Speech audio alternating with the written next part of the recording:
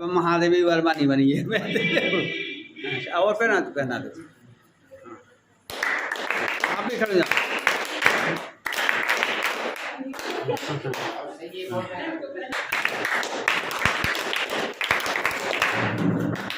जाओ बेटी पढ़ाओ बहन सम्मान करते हुए। हाँ जी, थैंक यू भाई।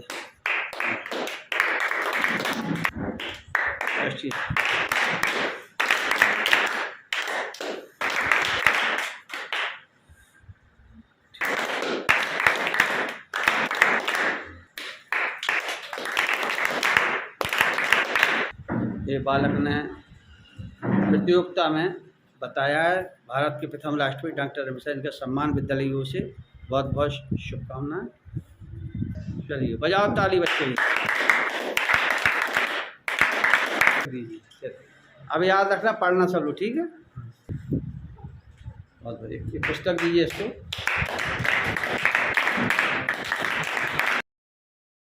बोलिए भारत माता की जय।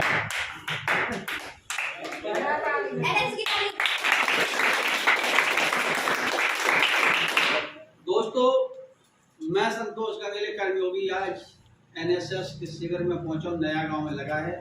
राष्ट्रीय सेवा योजना का उद्देश्य है हमारी जो भारत की संस्कृति संस्कार है, सेवा भावनाएं कैसे करें के माध्यम से इसकी स्थापना 1969 में की गई थी।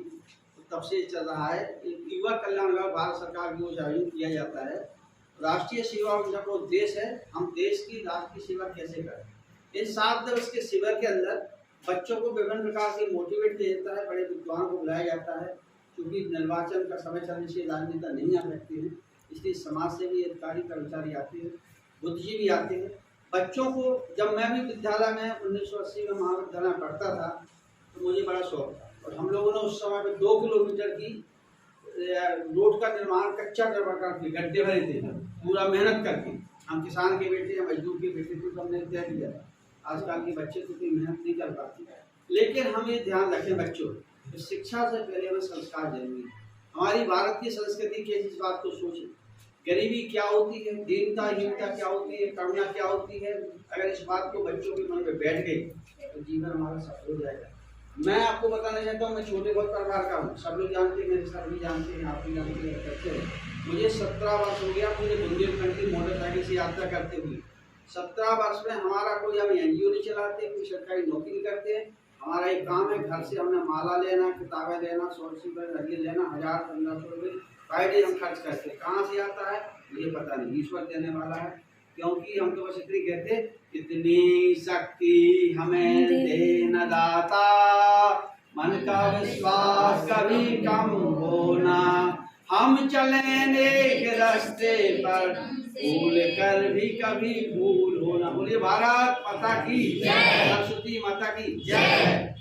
और मैं संतोष गंगेले कर्मयोगी पहुंचा हूँ नया गांव, जो पलेरा से 3 किलोमीटर दूर है। और यहाँ पर प्रवेश उत्सव कार्यक्रम 1 अप्रैल से चल रहा है, जिसमें कि हम देख रहे हैं यहाँ बच्चे नए प्रवेश करके आए हैं, नई कक्षा में हैं। आज उनका विद्यालय परिवार की ओर से स्वागत अभिनंदन है। सर नमस्कार, क्या नाम लिखते हैं?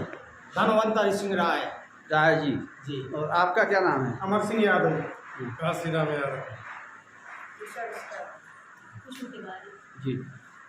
बच्चों, आपका प्रवेश हो रहा, कैसा लग रहा है? अच्छा, बजाओ ताली। राय साहब बताइए, किस तरह से प्रवेश उत्सव मनाया गया और किस तरह से आप आगे मतदाता जागरूकता का काम कैसे कर रहे हैं? गांव में घर घर जाकर के बच्चों के अभिभावकों से संपर्क किया, उनको अभिभावकों को और बच्चों को शाला में लाए, यहाँ पर कक्षा में बैठा करके और बच्चों को विधिवत उनका वार्षिक परीक्षा परिणाम बताया गया और नवीन सत्र के बारे में बच्चों को जानकारी दी गई कि प्रतिदिन आप लोगों को स्कूल आना है, विभिन्न प्रकार की गतिविधियाँ करना है। उन्हें मतदान के बारे में भी बताया गया है कि आगामी समय में लोकसभा चुनाव आ रहा है और अपने मम्मी पापा भाई बहनों को प्रेरित करना है मतदान के लिए। बच्चों को भी प्रेरित किया गया, अभिभावकों को भी प्रेरित किया गया कि आगामी लोकसभा बच्चों से कहा गया कि अपने माता पिता का वोट जरूर डलवाएं। हाँ जी। सर आप क्या कहना चाहेंगे शिक्षा के? सर बताइए आप शिक्षा के क्षेत्र में और क्या गांव का कैसा शिक्षा के क्षेत्र में गांव के लोग कितने रुचि लेते कितने लेते? रुचि तो सब पे उमंग है, लेकिन जिम्मेदारी नहीं समझते हैं, जिम्मेवारी का समझते, माता पिता को जिम्मेदारी समझनी चाहिए। दीदी आप जैसे बच्चों को बेटियों को पढ़ाते, बेटियाँ आती हैं तो जैसे जो संख्या जैसे दर्ज होते हैं उतने बच्चे प्रेजेंट नहीं हो पाते, माता पिता उसे काम कराते हैं, तो ये माता पिता को चाहिए। तो जी आप कुछ कहना चाहेंगे? वही है कि हमारे बच्चों को प्रेरित करें, हम गाँव वालों को भी, पेरेंट्स को भी, ताकि हमारे बच्चे डेली स्कूल आएँ। स्पेशली लड़कियाँ घर के काम के साथ साथ वो अपने स्कूल को, घर का काम थोड़ी बहुत देख लेते ठीक है, लेकिन पढ़ाई पे विशेष ध्यान देते, बालिका शिक्षा को लाए। जैसा कि मैंने बताया कि मैं आज टीकमगढ़ जिले के दौरे पे था और मैं नौगांव से जतारा मुहार तक पहुँचा, लेकिन विद्यालयों में स्कूल में बच्चे नहीं मिले। लेकिन मुझे गर्व से कहना पड़ रहा है कि नया गांव जो यहाँ है, यहाँ पर सरदार साहब और हमारे यादव जी लोगों के प्रयास से उन बच्चों का आज प्रवेश कराया गया, उत्सव मनाया गया, उनका लंच भी भोजन कराया गया है।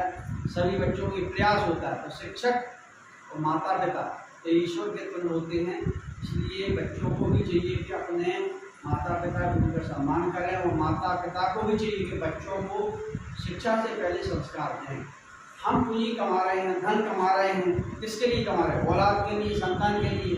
यदि हम बच्चों को देखेंगे नहीं, केवल स्कूल पर जो बच्चे, हम एक वीडियो से केवल इस गाँव के लिए बोलते हैं, पूरे बुंदेलखंड के क्षेत्र में भारत को बोल रहे हैं, यदि आप धन संपत्ति कमा रहे हैं तो किसके लिए? संतान के लिए। यदि आप बच्चों को शिक्षा के पहले संस्कार देंगे, भारत की संस्कृति के परिचय नहीं कराएंगे, उन्हें विद्यालय नहीं भेजेंगे और विद्यालय का होमवर्क यदि आप नहीं केयर करेंगे, घर में नहीं कराएंगे पूरा, तो आपके बच्चों को कुछ बढ़ने वाला नहीं है।